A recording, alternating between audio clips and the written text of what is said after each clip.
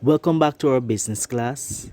In the last class, we discussed what is the barter system, and we said that barter is the exchange of goods and services for other goods and services without using money or without getting money involved. And we also talk about a history of the barter system and how the barter system came about. Now, today we're going to talk about some disadvantages of the barter system.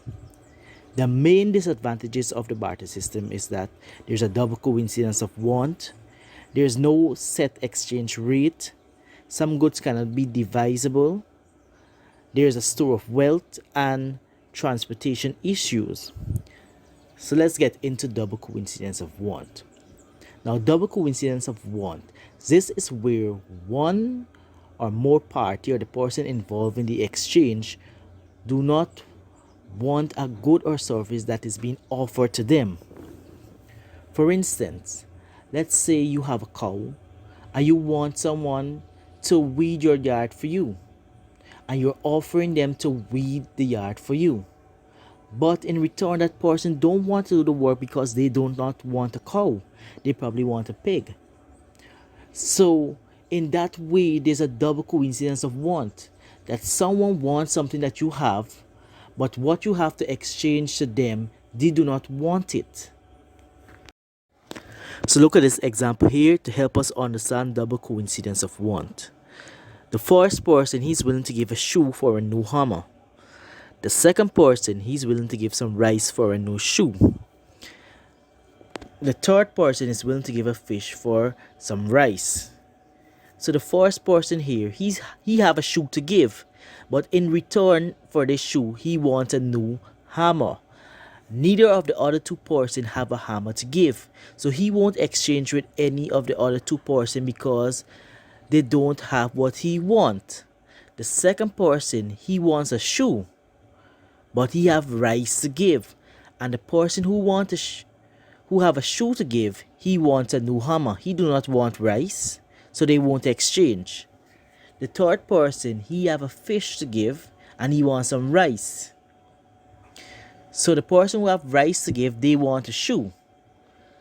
So they won't exchange there because he have a fish to give, but the person who have the rice do not want a fish, they want a shoe. So now let's look at the exchange rate as a disadvantage in the barter system.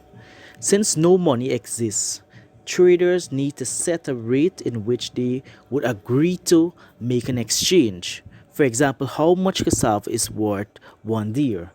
So in this case, there is no set exchange rate. So one person might say, I will give you 1 pound of cassava for entire pig or entire cow. And in reality, 1 pound cassava do not worth as much as an entire pig or a cow.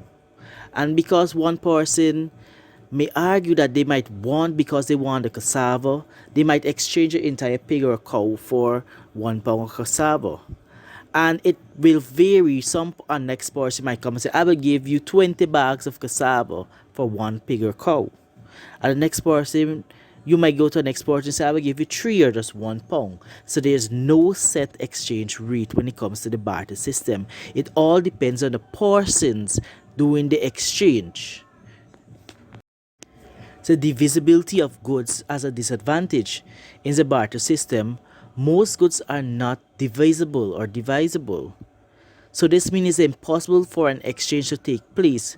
For example, if you want to exchange 6 bags of cassava for half of a cow or half of a pig, that is very impossible to do because you cannot exchange half of a cow or half of a pig. The pig will die.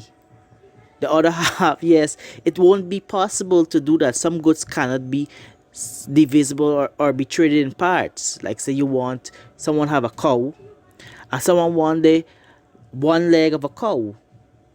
The cow will not be able to survive without a leg, most likely, or they want the head of a cow, it will not be able to survive. So some goods cannot be divisible or be traded in part. That is one disadvantage of the barter system.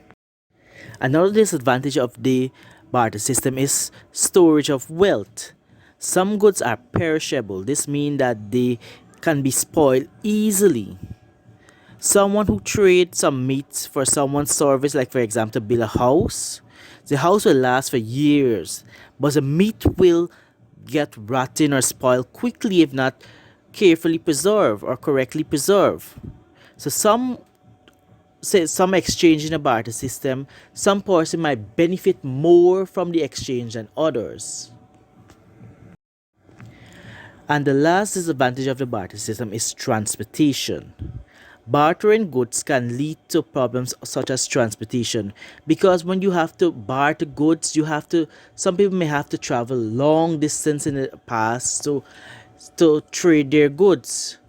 And let's say you have perishable goods that are easily spoiled, and you have to travel for a long distance with poor transportation. You might have to wait days before you get transportation, or the transportation may be very slow, and by the time you reach your destination where you want to do your bartering, your goods are spoiled. So that's a disadvantage of the barter system. I hope that you guys paid attention and you learned something from this video. Keep doing your own research and your own reading. Stay safe, and I will see you in the next lesson.